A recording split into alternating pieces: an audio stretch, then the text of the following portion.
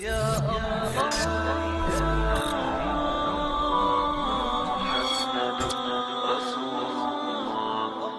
اللہ الرحمن الرحیم۔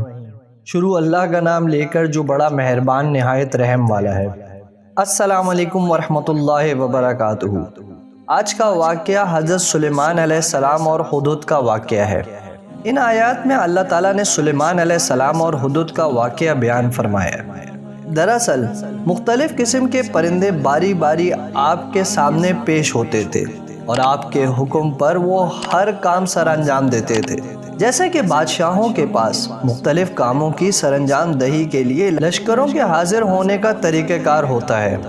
حضرت ابن عباس رضی اللہ تعالیٰ عنہ کے قول کے مطابق ہدہد کی ذمہ داری یہ تھی کہ جب سفر کے دوران صحرا میں پانی نہ ہوتا تو وہ زمین کے نیچے تہہ میں پانی کو دیکھتا تو اس کی رہنمائی کے مطابق لوگ زمین کھود کر پانی نکال لیتے۔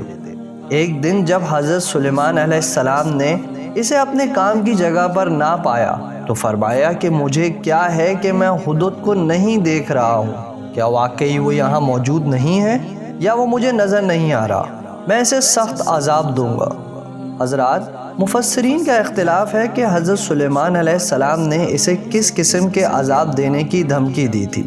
بہرحال اسے سزا دینا مقصد تھا، یا میں اسے ذبح کر دوں گا یا وہ میرے پاس واضح دلیل لائے جس سے وہ اس عذاب اور پریشانی سے بچ جائے۔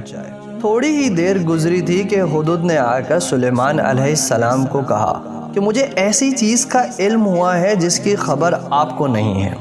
میں ملک سبا سے ایک سچی خبر لایا ہوں۔ اس نے یمن کے علاقے کے ایک علاقہ سبا کے بادشاہوں کا ذکر کر کے کہا کہ اب وہاں کی حکومت ایک عورت کے پاس ہے، کیونکہ پہلے بادشاہ کی نرینہ اولاد نہیں تھی تو لوگوں نے اس کی بیٹی کو اپنا بادشاہ بنا لیا۔ صحیح بخاری میں حضرت ابو بکر رضی اللہ تعالیٰ عنہ سے مروی ہے، رسول اللہ صلی اللہ علیہ وآلہ وسلم کو جب خبر ملی کہ اہل فارس نے کسرا کی بیٹی کو اپنا بادشاہ بنا لیا ہے تو آپ نے فرمایا کہ وہ قوم کبھی کامیاب نہیں ہو سکتی جس نے عورت کو اپنا بادشاہ بنا لیا ہے۔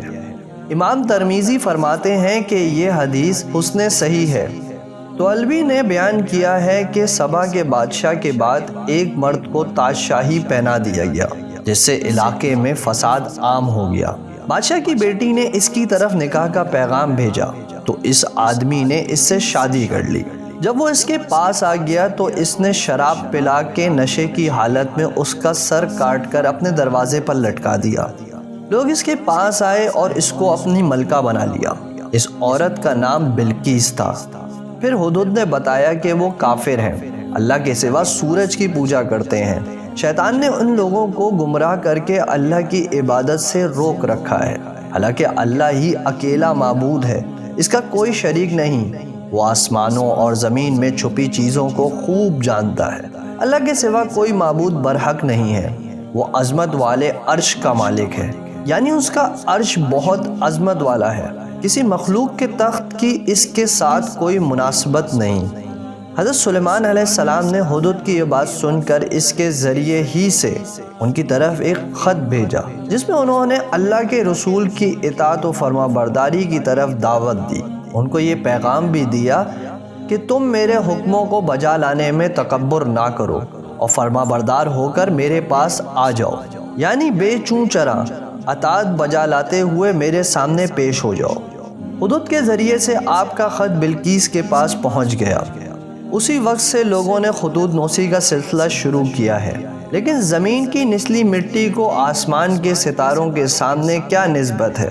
کہاں سلیمان کا پرندے کے ذریعے سے خط جو نبی کی شان اور شاہانہ ٹھاٹ باٹ ظاہر کر رہا ہے، اور کہاں عام آدمی کا خط؟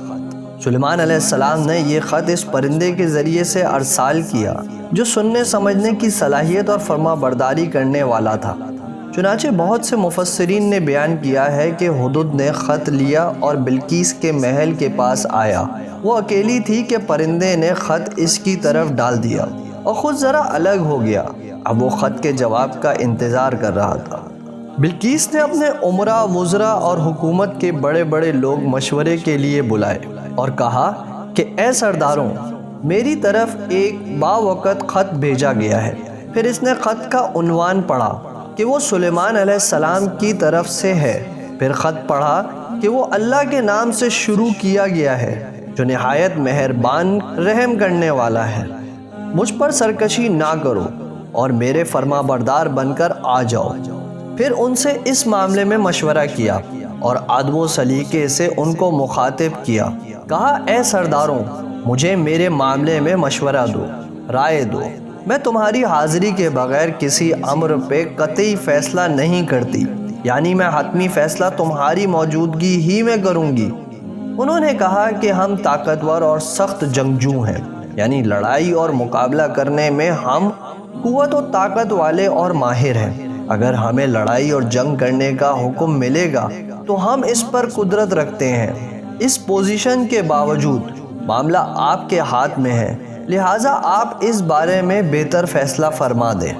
تو بلقیس کی رائے ان سے درست اور اچھی تھی، اور وہ سمجھ گئی تھی کہ اس خط کے لکھنے والا مغلوب نہیں ہو سکتا، اس کے مخالفت کرنا اور اس کو دھوکہ دینا ممکن نہیں ہے۔ اس لیے اس نے کہا کہ بادشاہ جب کسی بستی میں داخل ہوتے ہیں تو اسے خراب کر دیتے ہیں، ویران کر دیتے ہیں، اور اس کے عزت دار باسیوں کو ذلیل و رسوا کر دیتے ہیں، اور یہ بھی ایسا ہی کریں گے۔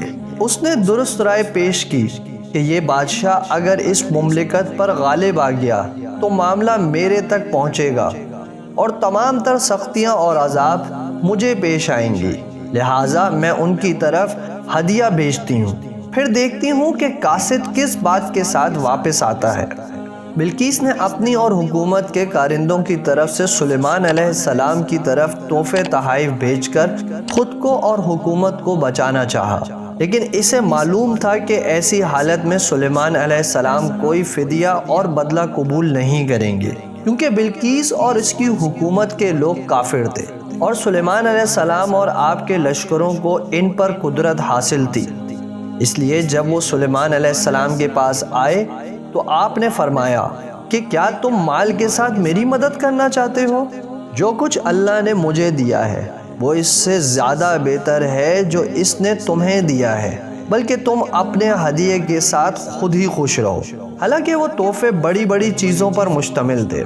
پھر حضرت سلیمان علیہ السلام نے قاصد اور لوگوں کی موجودگی میں فرمایا کہ ان کی طرف لوٹ جا، ہم ان کے پاس ایسے لشکر لائیں گے جن کا وہ سامنا نہیں کر سکیں گے، اور ہم ان کو ذلیل و رسوا کر کے وہاں سے نکال دیں گے، یعنی یہ تحفہ ان کے بھیجنے والوں کی طرف واپس لے جا۔ اس مال کی وجہ سے تم فخر کر رہے ہو اور خوش ہو رہے ہو، اس سے کئی گنا مال اور دولت اور افرادی قوت اللہ تعالیٰ نے ہمیں عطا کی ہے۔ ہم تمہیں تمہارے شہر، علاقے، حکومت اور اقتدار سے ذلیل و رسوا کر کے نکال دیں گے، تم پر تباہی، ذلت و رسوائی مسلط ہو جائے گی۔ جب ان کو اللہ کے نبی کی طرف سے یہ بات پہنچی تو ان کو سننے اور ماننے کے سوا کوئی چارہ نہ تھا۔ حکومت کے تمام ذمہ داران فرما بردار تابع، عاجز و منکر ہو گئے، اور جب حضرت سلیمان علیہ السلام نے ان کے آنے کی خبر سنی تو اپنے پاس موجود فرما بردار جنوں کو کہا کہ جس کا تذکرہ اللہ تعالیٰ نے اپنے کلام پاک میں کیا ہے۔ جب حضرت سلیمان علیہ السلام نے جنوں سے بلقیس کا تخت اس کے پہنچنے سے پہلے حاضر کرنے کا حکم دیا، وہ اس تخت پر فیصلہ کرنے کے لیے بیٹھا کرتی تھی، تو ایک طاقتور جن نے کہا کہ میں اس تخت کو آپ کی مجلس سے اٹھنے سے پہلے حاضر کر سکتا ہوں، یعنی فیصلے کی مجلس برخاست ہونے سے پہلے۔ کہتے ہیں کہ فیصلے کی مجلس دن کے آغاز سے شروع ہوتی اور زوال آفتاب کے وقت تک ختم ہوتی تھی۔ اس وقت وہ بنی اسرائیل کے اہم کام نمٹاتے تھے، اور میں اس پر طاقتور اور قادر ہوں۔ اس نے کہا کہ جس کے پاس کتاب کا علم تھا، مشہور یہ ہے کہ وہ آصف بن برخیہ تھا جو حضرت سلیمان علیہ السلام کی خالہ کا بیٹا تھا، اور بعض کہتے ہیں کہ وہ مومن جن تھا۔ اس کے متعلق کہا گیا ہے کہ اسے اسم اعظم یاد تھا، اور یہ بھی کہا جاتا ہے کہ وہ بنی اسرائیل کے عالموں میں سے ایک عالم تھا، اور بعض کہتے ہیں کہ وہ سلیمان علیہ السلام خود تھے۔ ایک اور قول بھی ہے کہ اس سے مراد جبرائیل علیہ السلام ہے۔ میں اسے آپ کے پاس آنکھ جھپکنے سے پہلے لے آتا ہوں، بعض نے یوں مطلب بیان کیا ہے کہ آپ اپنا قاصد اس جگہ بھیجیں جہاں آپ کی نظر پہنچتی ہے، وہاں سے قاصد کے واپس آنے سے پہلے میں تخت کو آپ کے پاس حاضر کر دوں گا۔ اور بعض نے اسی کا مطلب یوں بیان کیا ہے کہ نظر آنے کے لحاظ سے سب سے دور شخص کے آپ تک پہنچنے سے پہلے تخت لاتا ہوں۔ اور ایک مطلب یہ بھی بیان کیا گیا ہے کہ نظر کو ایک جگہ پر جمع کر رکھیں تو نگاہ تھک کر جھپکنے سے پہلے میں اس تخت کو پیش کر سکتا ہوں۔ بعض نے کہا کہ دور ترین جگہ پر نظر ڈالیں، پھر اسے بند کر لیں، اس کے بعد نظر کے آپ کی طرف لوٹنے سے پہلے تخت حاضر کرتا ہوں۔ یہ قول زیادہ رائج ہے۔ جب آپ نے اس تخت کو اپنے پاس رکھا ہوا پایا، یعنی جب آنکھ جھپکنے سے بقدر تھوڑی سے وقت میں سلیمان علیہ السلام نے بلقیس کا تخت یمن سے آیا ہوا بیت المقدس میں موجود پایا تو فرمایا کہ یہ میرے رب کا فضل ہے تاکہ وہ مجھے آزمائے کہ میں شکر کرتا ہوں یا ناقدری کرتا ہوں۔ جو شکر کرتا ہے وہ اس کے لیے ہے، یعنی اس کا فائدہ اسی کو ہوگا، اور جو ناشکری کرے گا تو وہ جان لے کہ یقیناً میرا رب بے پرواہ عزت والا ہے، یعنی اسے شکر گزار کے شکر کی کوئی پرواہ نہیں، اور ناشکری کرنے والے اس کا کوئی نقصان نہیں کر سکتے۔ پھر حضرت سلیمان علیہ السلام نے اس تخت کے زیورات اور شکل کو تبدیل کرنے کا حکم دیا تاکہ اس کی فہم و فراست اور عقل کو پرکھا جا سکے۔ اس لیے فرمایا کہ ہم دیکھیں گے کہ وہ راہ راست پاتی ہے یا ان لوگوں میں ہو جاتی ہے جو ہدایت نہیں پاتے۔ جب بلقیس حاضر خدمت ہوئی تو کہا کہ کیا تیرا تخت ایسا ہی ہے؟ اس نے کہا گویا کہ وہی ہے۔ یہ جواب اس کی ذہانت و عقل مندی کی دلیل ہے کہ نہ صاف انکار کیا نہ اقرار کیا۔ اس نے بعید سمجھا کہ یہ اس کا تخت تو ہو، کیونکہ وہ اس کو یمن کے علاقے میں چھوڑ کر آئی ہے، اور اسے یہ بھی علم نہ تھا کوئی اتنے عجیب و غریب کام پر قدرت رکھتا ہوگا۔ اللہ تعالیٰ نے حضرت سلیمان علیہ السلام اور ان کی قوم کے بارے میں خبر دی ہے کہ انہوں نے کہا کہ ہمیں اس عورت کے آنے سے متعلق اس سے پہلے ہی معلوم ہو گیا تھا، اور ہم فرما بردار ہیں، اور اللہ کے سوا اوروں کی عبادت نے اس کو روکے رکھا۔